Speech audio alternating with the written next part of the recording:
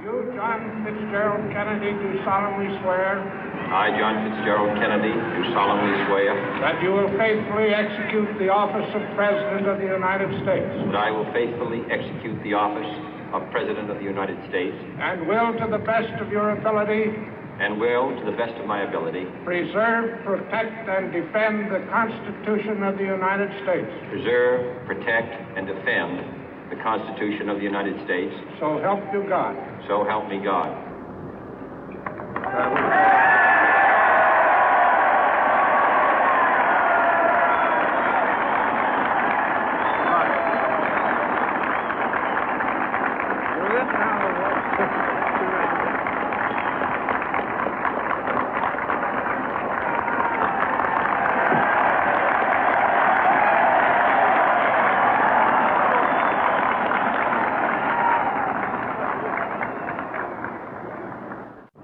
Vice President Johnson, Mr. Speaker, Mr. Chief Justice, President Eisenhower, Vice President Nixon, President Truman, Reverend clergy, fellow citizens.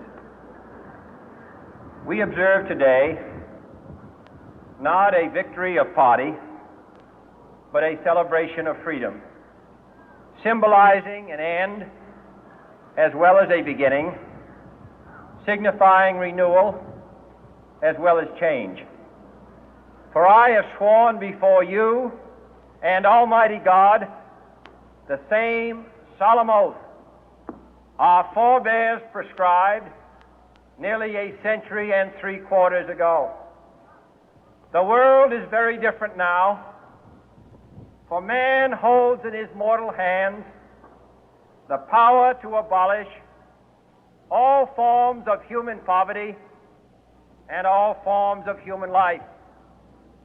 And yet the same revolutionary beliefs for which our forebears fought are still at issue around the globe. The belief that the rights of man come not from the generosity of the state, but from the hand of God. We dare not forget today that we are the heirs of that first revolution.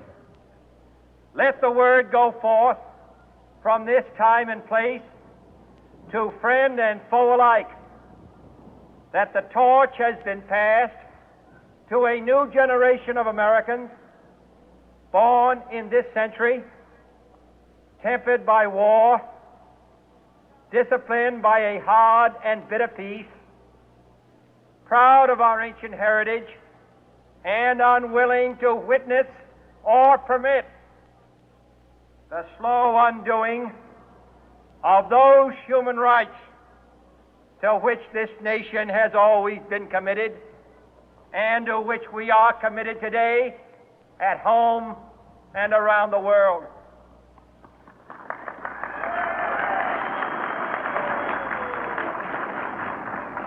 Let every nation know, whether it wishes us well or ill, that we shall pay any price, bear any burden, meet any hardship, support any friend, oppose any foe to assure the survival and the success of liberty.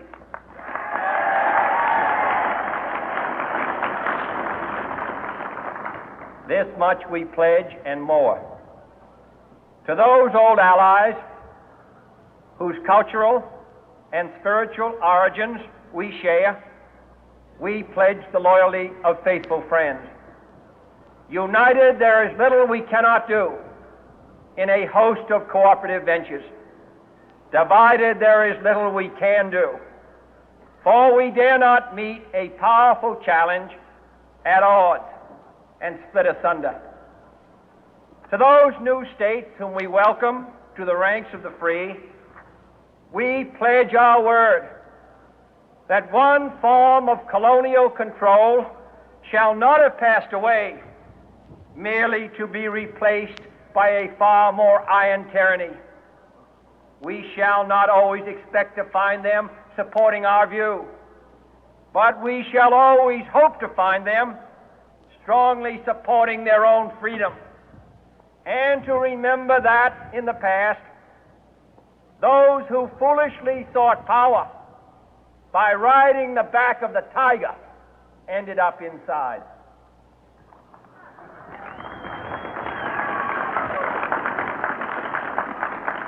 To those people in the huts and villages of half the globe struggling to break the bonds of mass misery, we pledge our best efforts to help them help themselves for whatever period is required, not because the communists may be doing it, not because we seek their votes, but because it is right. If a free society cannot help the many who are poor, it cannot save the few who are rich.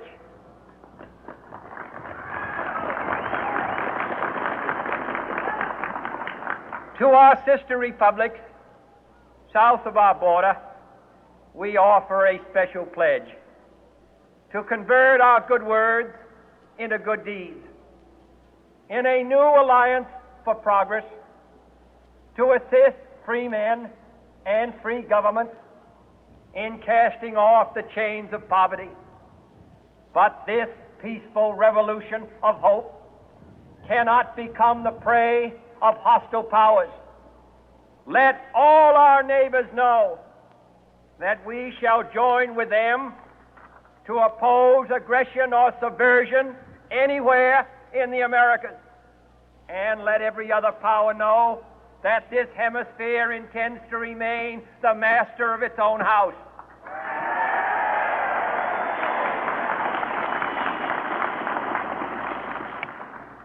To that World Assembly of Sovereign States, the United Nations, our last best hope, in an age where the instruments of war have far outpaced the instruments of peace, we renew our pledge of support to prevent it from becoming merely a forum for invective, to strengthen its shield of the new and the weak, and to enlarge the area in which its writ may run.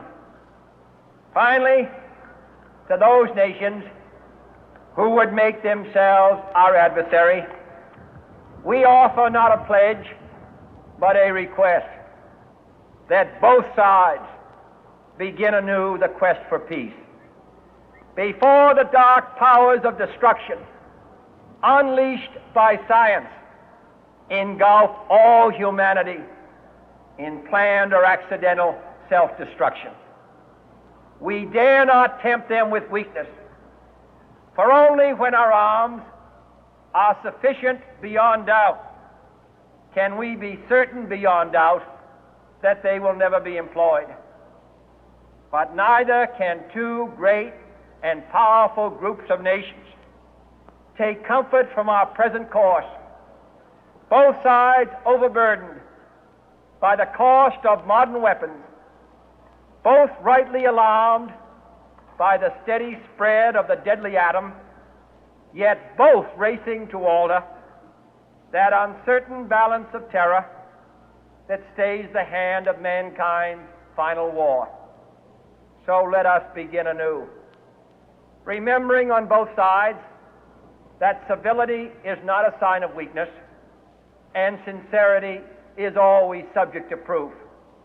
Let us never negotiate out of fear, but let us never fear to negotiate.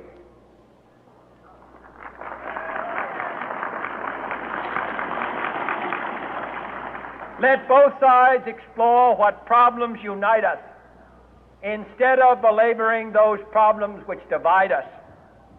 Let both sides, for the first time, formulate serious and precise proposals for the inspection and control of arms, and bring the absolute power to destroy other nations under the absolute control of all nations.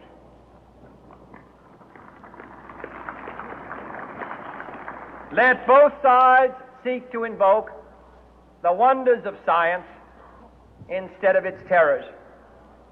Together, let us explore the stars, conquer the deserts, eradicate disease, tap the ocean depth, and encourage the arts and commerce. Let both sides unite to heed in all corners of the earth the command of Isaiah to undo the heavy burden and let the oppressed go free. And if a beachhead of cooperation may push back the jungle of suspicion, let both sides join in creating a new endeavor, not a new balance of power, but a new world of law, where the strong are just and the weak secure and the peace preserved. All this will not be finished in the first 100 days, nor will it be finished in the first 1,000 days, nor in the life of this administration, nor even perhaps in our lifetime on this planet. But let us begin.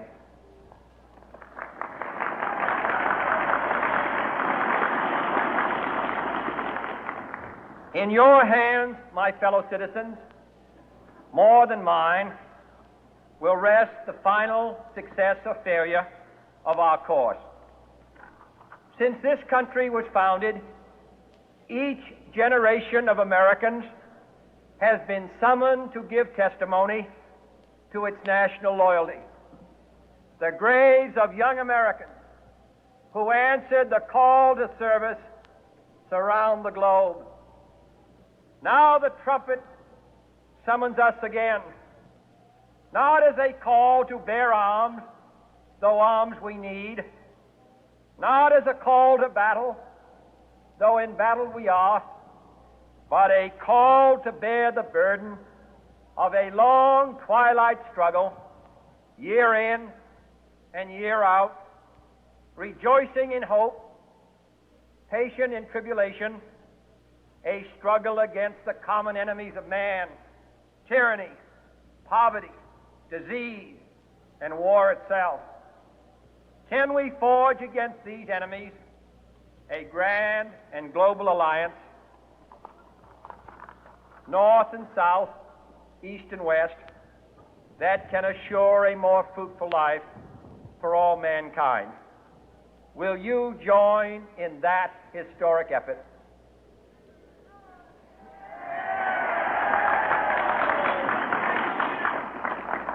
In the long history of the world, only a few generations have been granted the role of defending freedom in its hour of maximum danger. I do not shrink from this responsibility. I welcome it.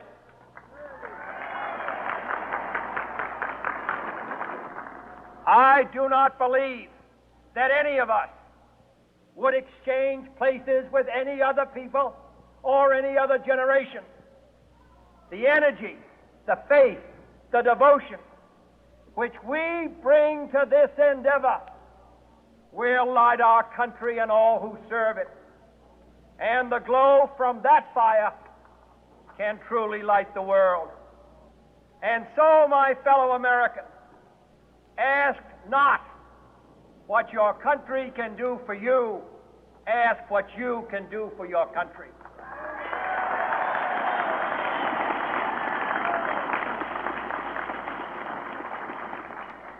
My fellow citizens of the world, ask not what America will do for you, but what together we can do for the freedom of man.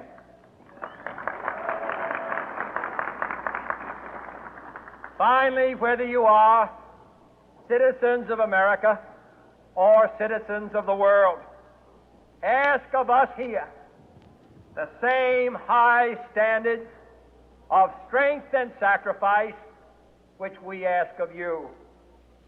With a good conscience, our only sure reward, with history the final judge of our deeds, let us go forth to lead the land we love, asking His blessing and His help, but knowing that here on earth God's work must truly be our own.